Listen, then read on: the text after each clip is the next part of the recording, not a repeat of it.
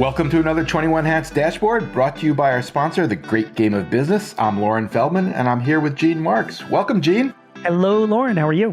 I'm doing great. You? I am doing fine. Looking forward to another productive week and hot week as well. Yeah, happy Monday. Gene, you wrote recently about one of your favorite topics, how businesses are using technology to replace employees. In this case, the technology is artificial intelligence. You say that big companies are reluctant to talk about how their goal is to reduce headcount, but that's what this is really about. Can you give us some examples? Yeah, I can. And, it's funny, Lauren, when AI to me is so overhyped right now when it comes to small and mid-sized businesses. It's whenever you read these surveys, read them with tongue in cheek because, be like, 90% of small businesses are using AI when, they're doing it they're basically using ChatGPT or maybe dabbling with Copilot or Google Gemini. Nothing of any big, I don't think anything like of a serious impact yet, but it's coming, and you can see the writing on the wall because of these large companies. Large companies are absolutely using AI right now. I mean, that is real life, and they're using AI to replace employees. So you asked for some examples. So I wrote about this in Forbes. One example is a company called Klarna. They're a buy now, pay later platform. They're based in Sweden, and they developed an AI solution using OpenAI's technology, which they say is doing the work right now of 700 customer service agents. Wow. Yeah, the New York Times had a report about Goldman Sachs and Morgan Stanley, both publicly saying they're introducing AI tools that can replace. Now, hat tip to Goldman Sachs and Morgan Stanley. They're saying it right out. They literally say that they can replace much of their entry-level white-collar work, like preparing spreadsheets, creating PowerPoints, and analyzing financial data. So they're working on that and rolling that out. Best Buy has replaced already. They're laying off their Geek Squad people and replacing them with AI bots to answer questions. I gave an example of like a couple of restaurants, one in Dallas, one in Illinois, who are deploying an AI solution made by a company called Sling.ai, which literally answers their phones and books reservations. And in Texas, there's like some arm of the Texas government or Department of Education. I don't know, the Texas Education Agency. They are literally rolling out, an AI application to grade exams, standardized tests, so that next year they will only need 2,000 graders instead of 6,000 graders. And, no company in their right mind is going to come out publicly and be like, yes, we're using AI to replace employees. But come on, these are 5 specific examples of how AI is being used to replace employees. So it's just getting started, Do you see it coming for small businesses at all? Yeah. How close are we? Well, I think we're still a few years away, but it's going to come pretty fast. And these companies have invested millions of dollars in developing their own AI applications. That's where the money's at. You have large corporations that are licensing these large language models from Anthropic and OpenAI and Microsoft, Google. They take these large language models. They're developing their own AI solutions, and they're using it internally. I mean, small and mid-sized businesses, don't have the resources to do that yet, but there's a bunch of software companies that are out there that are doing the same with the intention of moving this down to their small and mid-sized clients. And that's when we'll start seeing it, when those products become available to us. And it's going to take 3 years. I mean, Microsoft is trying to do that now with Copilot, and Copilot sucks. So, you can dabble with it, but for God's sake, don't use it for anything tangible in your business because it's awful, but it'll eventually get better. And when it does, then businesses will be using things like Copilot to reduce the amount of work that humans are doing and replace it with tech.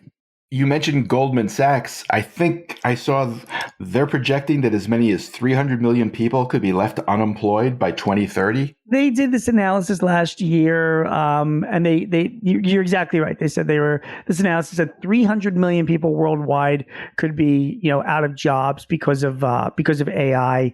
But whenever I see those reports, it doesn't panic me, and it shouldn't panic anyone. I mean, technology has replaced people since there's been technology, It's a lot of people.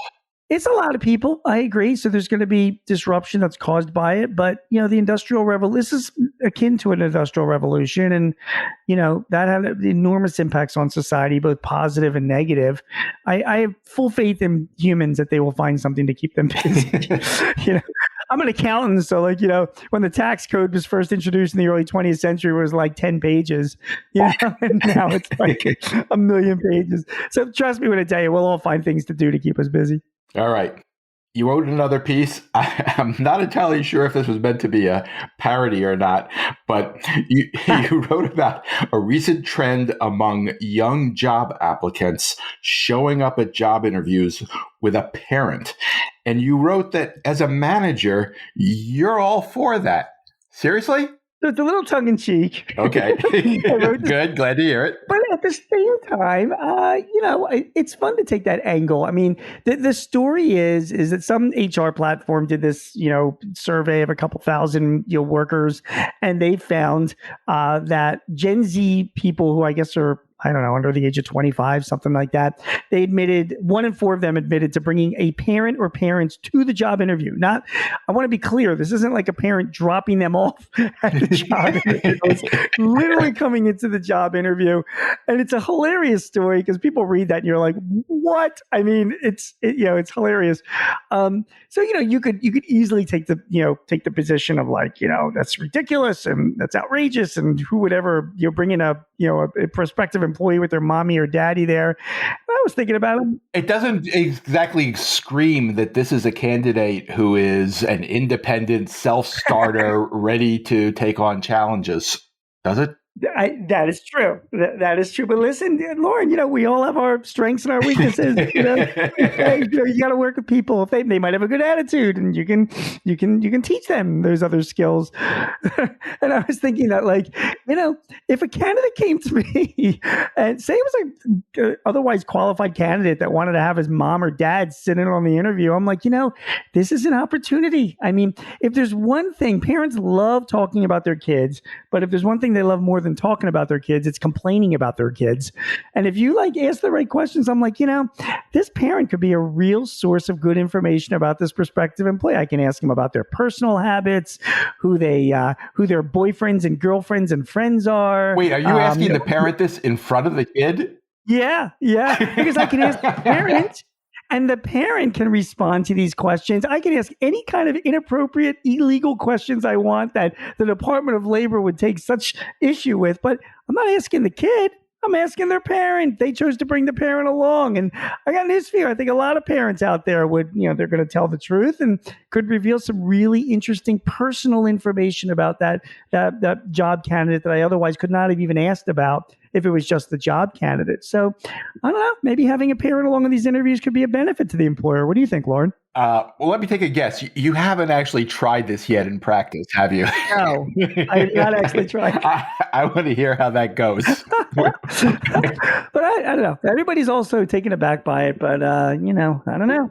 I happen to know that you have, I think, 3 lovely kids who are in the job market. Yeah. Can you imagine them allowing you to go along on a job interview? I mean, I can't even imagine. That's inconceivable. It's not even as inconceivable if because we have joked around. I've told them about this story and they're flabbergasted by that. And they're all in their 20s. So this is, you always have to take it with a grain of salt, all of these different surveys. Because when I think about my kids and then all their friends, and you've got to feel the same way. I mean, I can't imagine any of their friends doing anything like that. I mean, so I have a fairly decent, what's a perspective because, I probably know, a couple of hundred people in that generation, and I can't see any of them bringing a parent to a job interview. But like I said, somebody shows up with their mommy or daddy. It's all fair in love and war. I don't have to be handcuffed. I can ask mommy or daddy any question I want about Junior, and they're there in the interview. So let's go for it. Well, I hope if you do this, I hope you'll write about it. That would be great. I do have one serious question about it. Do you might be able to get the same information by doing personality testing? Do you do that with job candidates? No, I never do. Only because I'm just too small. I understand why some people do that. But that's a whole other topic, Lauren, which I should write about and we should talk about it. Yeah. Just about what different people do when they're hiring people. Because, and I think anybody should admit, if they've been in business for a long time, that they still haven't figured out the magic bullet for hiring somebody, But I've just gotten to the point at my age and all the people that I've been through my company over the years, of just, talking to somebody who's got the right attitude. Like, to me, it's like I can teach them anything in my business. Nothing what I do is rocket science, but I need somebody that's just got that right perspective and is going to show up and bring their parent. Yeah, I was just listening to this podcast, which I strongly recommend your listeners. It's Lex Friedman is a great podcast, and he interviews long form interviews with a lot of really amazing people, from Elon Musk to Jeff Bezos to a lot of people you don't know. And this is, I just listened to this interview we did with Mr. Beast. The Sure. guy, I forget the guy's name, Dave something, who, like the most popular YouTuber and TikToker, and he was asking him about interviewing people. And this guy, he's 24. When he interviews somebody and the person says, he always asks them, where do you expect to be in 10 years? And when the person says to him, oh, I want to be at a, making movies or in a production studio or something like that, he's like, that's the exact opposite I want to hear. I want to hear they want to be with me in 10 years. You know what I mean? Helping me run this business. Right. You know what I mean? Sure. That's the point. And I feel the same way when I interview people. I'm like, are you in it? Am I like a pit stop, or are you here for the long term? And I think that's the most important kinds of questions to ask, as opposed to actual skill set, in my opinion. Next and last topic, you wrote recently about a study that found that only about 25% of small businesses offer 401ks. That really surprised me. Do you know, is that 25% of all small businesses? I think there are more than 30 million of them. Less than 50 employees. Less than 50 employees. And it could include... So they all have employees, though. So that's 25% of... Yeah, they all have employees, but they might, many of them might only have one or two employees. Also, again, this survey was done by a company called ShareBuilder. No offense on them, but they sell 401k plans, so... Okay. You know what I mean? So Yep. Again, whenever we use surveys for anything, we always have to take these things with a grain of salt, because everybody's got their agenda, So, okay. But even putting that aside, they say that 75%, 76% of companies don't have 401ks. And it did pique my interest. And I did interview for the Philly Inquirer a few people that were in that business benefits, business and labor attorneys, and asking them why they think that is. Across the board, they all think it's a lack of awareness and lack of education. And that's why I wrote this piece about some of the myths of a 401k plan. Like, business owners think it costs money to set one up. And first of all, the cost is pretty inexpensive, but regardless, the government, because of Secure Act from 2022, are providing tax credits of up to like $15,000 over 3 years. So pretty much nullifies the cost, at least over 3 years. Some businesses think that you set up a 401k, I have to contribute to the 401k. No, there's no requirement that you have to contribute to a 401k. You should, because it's a good benefit. And the more you contribute, the more you can put away to your own 401k. But there's no rule for it. The government provides you tax credits, by the way, for some businesses that contribute. And then some people worry about the liability of setting up a 401k, but those can be really mitigated depending on the type of plan you set up. And, you talk to a good labor attorney or benefits administrator, you can set up a 401k plan and establish yourself as a type of fiduciary where your liabilities are really limited. So stuff like that, Lauren, there really is no reason, very few little reasons why you shouldn't be setting up a 401k for your business. And honestly, when people are looking for jobs, what are the three things they ask for in 2024? The healthcare, flexibility, and retirement. It's like the top three. You got to have an answer for that. So that's why I wrote that piece, is because I regardless of whether you believe the 24% number, it's still a high number of businesses don't have a 401k, and we really should. I do. Is that the case with your clients? Do you have clients who don't have 401ks? I do. And it's usually for the same kinds of reasons. I don't sell 401k plans, so it's not like I'm like, hey man, Sure. You should have a 401k plan. And then they're like, why am I listening to you? Just to get our CRM system to work. But honestly, it does amaze me when I see companies that don't have 401ks, and it's silly. And again, as a business owner, the more you contribute, the more your employees contribute, the more you can contribute. And so I was going to ask you, I'm not sure that's widely understood. Explain why that's the case. It's a discrimination test. Like when you set up a 401k for employees, you're one of the employees of the company, so you can put money away into your 401k. However, there's a test that you have to run at the end of the year because you're an owner of the company, or if you're a related party of the owner, like a family member, the government requires you to run tests that you have to contribute. What you're contributing has got to be on parity. There's a formula that you use relative to other employees' contributions. In other words, you can't set up a 401k and then you contribute $50,000 to yourself, and your employees don't contribute anything. Then it becomes what they call like top heavy, right? And it's discriminatory. So what they want you to do is they want your employees to contribute, and then based on what they contribute, you then have the ability to contribute more to your own 401k and still pass these tests. So that's why you're motivated, you're encouraged to get these employees to contribute to their 401ks. Is it your sense that most business owners actually, if they have a 401k plan set up, contribute to their own 401k plan?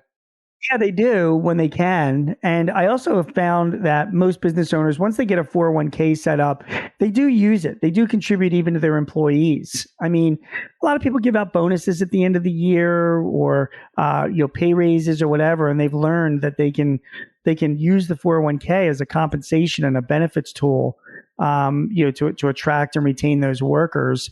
Also, we have like a retirement crisis in this country. So like the more people put away for retirement, the less they come back to you. And I see that a lot, Lauren. I have clients that, they'll have a long-term employee, didn't save enough for retirement. And then the client's like having to like hire them as a part-time consultant or something just to help them make ends meet.